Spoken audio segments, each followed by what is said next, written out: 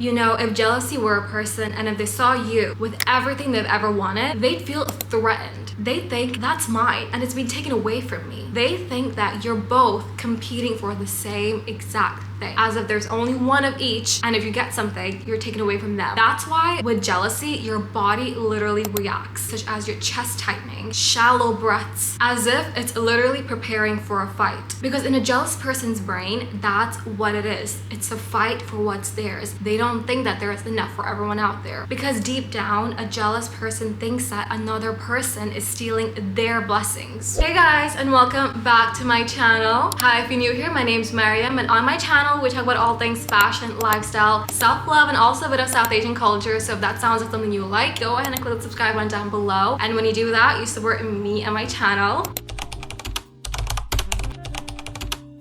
You know, a lot of us are in silent competitions more than we realize with the people around us. It may start off small and innocent when you're in school, comparing and contrasting your grades to those around you, but that habit carries on into the rest of your life and you don't realize it, but it's actually holding you back. You continue living your life thinking that you have to compete with everyone in the room. It's impossible for you to compete with someone who also wants you to win, because in their minds, it's not them versus you, it's you versus you and them versus them. So all this silent competition, silent comparisons, none of it matters because they want you to win too. They're not preying on your downfall. People who want others to win actually succeed way more in their life compared to those who are always in competition, silent or obvious competition with those around them. Because people who are constantly working on themselves, people high in emotional intelligence, thrive when they uplift others because they see others' successes as their own. Because they know we're not all competing for the same cake in this world. We all have our own cake, and what's meant for us is already making our way to us. So there's no point in competing with others because what's yours is not gonna miss you. It's gonna reach you, it's gonna find you, but you waste way too much time trying to be better than those around you when you should be trying to be better than the previous version of yourself. And it's taught to us in schools, in universities, in subtle and not so subtle ways to always compare ourselves to our peers. Your focus should be on you, not on those around you. Because when it's on you, you actually thrive and become better. And when you're doing it the right way, you also uplift others around you because you know uplifting others doesn't take away from your successes. It adds to your successes. It adds to your happiness, to your mood. You don't gatekeep because you know there is no point. There is no point in gatekeeping because whatever's meant for you will reach you and whatever's meant for others will reach them too. And you take it as an honor, and you are honored to be that middle person, that intermediary between that person reaching their goal and you helping them. What a beautiful thing. You don't see it as a threat. And there's actually an official term for that. It's called cooperative motivation. It's a common practice in people who value community over competition. And this belief, this way of life only often shows up in people who are of high emotional intelligence, who don't feel threatened by others shining around them.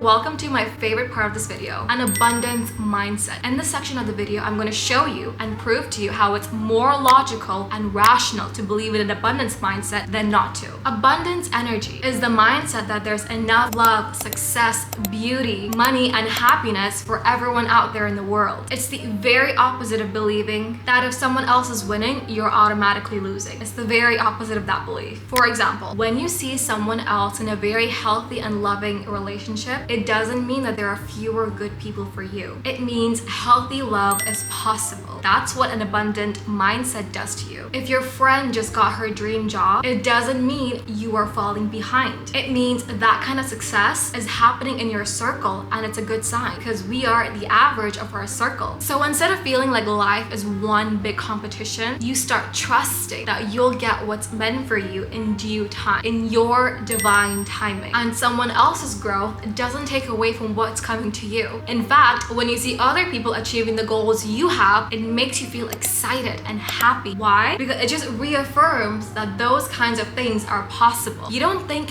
why not me? You think, I'm next. And that changes your brain chemistry. Because whatever you feed your brain starts to believe, and your brain hates being wrong. We've talked about this before. Your brain hates being wrong. So once you start to tell yourself you're excited and you can't wait for good things to happen to you, your brain starts filtering out your environment, looking looking for good things because your brain has a belief now that all good things always happen to you. So your brain is going to do the work for you and scan your environment constantly to affirm that belief. And all of this is only possible because you shifted your thoughts. You shifted your thoughts from being negative to positive. And now your brain is working for you and it's literally bending reality to serve you. The most draining feeling is when you don't have abundance energy, when you don't have an abundance mindset, and when you see people succeed, you feel small. You feel like you have this burning sensation, jealousy. You feel like they're taking away from you, your blessing. You want to hold on to it more. You don't want to clap for them. You don't want to comment congratulations. You don't want to give them a big hug because you feel like there's a very small amount of success in the world and they've taken away from it. And there's not enough left for you. That's the belief you hold when you don't feel happy, when you don't feel fulfilled, when you see other people succeeding.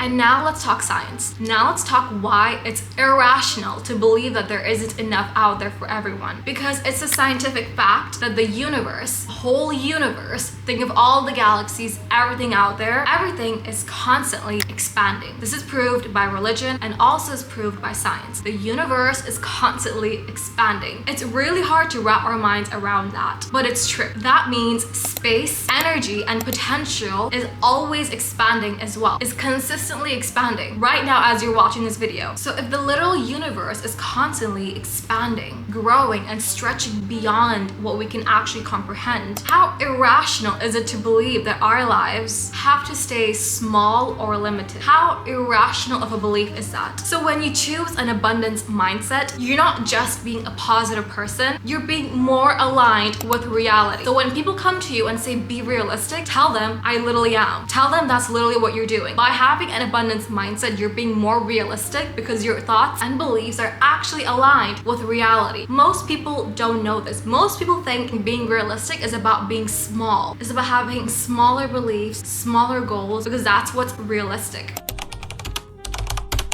And bestie, I need you to remember, your brain is neuroplastic. Neuroplasticity is one of my favorite concepts of the brain. It's basically whatever you feed your brain repeatedly, consecutively, over again, over time, that's what your brain starts to believe. You're literally building new neural pathways in your brain. The more you repeat certain phrases or certain things to yourself, whatever thoughts you're feeding yourself, your brain is literally changing and creating new neural pathways to believe that, to work on that, and to make that a part of its reality. Meaning, if you focus on what's lacking, your brain will constantly filter whatever is not enough in your life. And now you might be wondering, okay, so if it's more realistic to have an abundance mindset, why do us human beings, or why do you feel this natural inclination towards a scarcity mindset? Now try and think back to your ancestors. Back in the day during cave times, back in those times, people actually thought, I need to get what's mine because everything around is limited and there's so much threat around. You could leave the house and get eaten by a lion. Life was very different that time. So back in the day, thinking small actually helped you survive. Because if you were really ambitious back in the day, it was very possible for you to get eaten by a lion, to get hurt, to not get enough food. But times have changed. We have changed. The landscape around us has changed, but this thought is still deeply ingrained in our minds because that's what helped us survive back in the day. Things are very different now. That's why it's important to actually do the work to change your beliefs.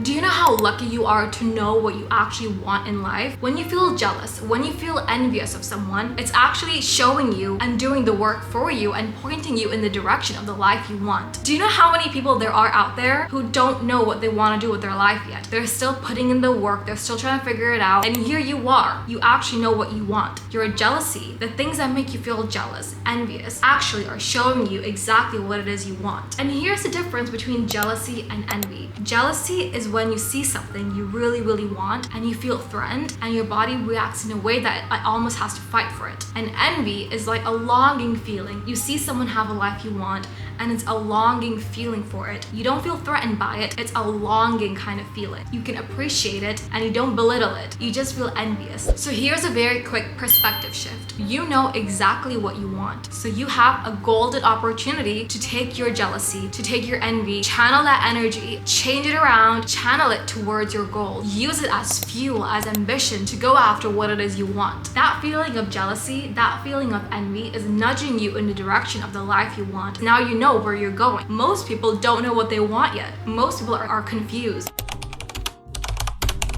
And that's when we talk about emotional alchemy. It sounds fancy, but it's very simple. It's the act of changing your feelings. It's the act of channeling your negative feelings to something positive. It's just a fancy way of saying turning low vibrational feelings like jealousy, envy, hatred into something useful. Because your brain is already producing energy when you feel these negative emotions. It's about what you do with this energy, how you use it as fuel, because the fuel is there. Now it's up to you what you use it for. The emotions, the energy, it's all already there. Alchemy is about what you choose to do with them. And when you start doing all of that, you realize you don't have time. You literally do not have time to look at what others are doing. And when you're walking in alignment with your own life, someone else's timeline doesn't matter anymore to you. It doesn't rattle you because it's just not relevant. Your main takeaway is that don't look sideways, look backwards. Look at where you were yesterday. If you're better than who you were yesterday, that's all that matters. I hope you guys enjoyed today's video. I enjoyed filming it so much. And if you enjoyed this video as well, make sure to give this video a thumbs up and also subscribe if you aren't already. I love you guys so much, and I'll see you guys next time. Bye. You go